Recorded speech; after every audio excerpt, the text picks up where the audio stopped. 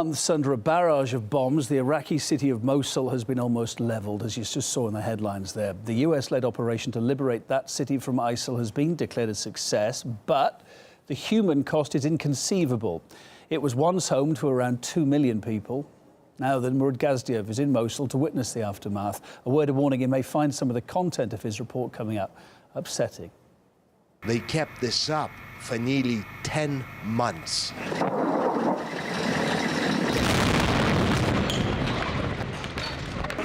The US-led coalition and the Iraqis won, but you can still smell the ashes. This probably won't shock you.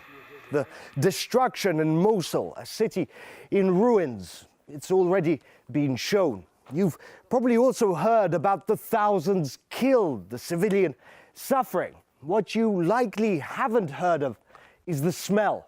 It's nauseating, repulsive, and it's everywhere. The sort of smell that makes us instinctively sick.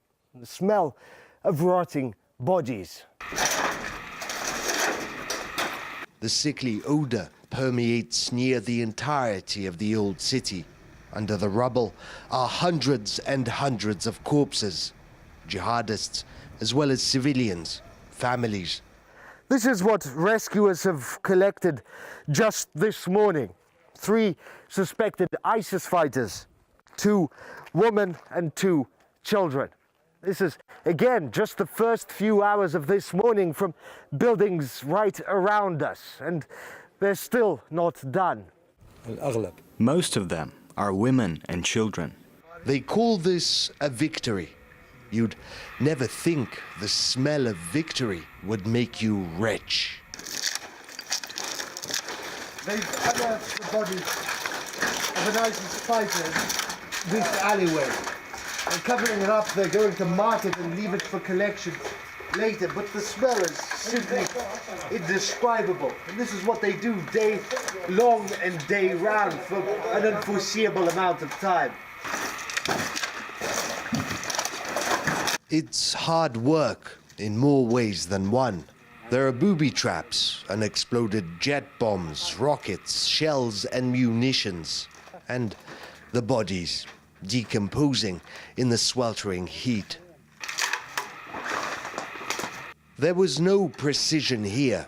This was carpet bombing, annihilation. Hundreds buried under rubble. Hundreds blocked in basements, starving or choking to death.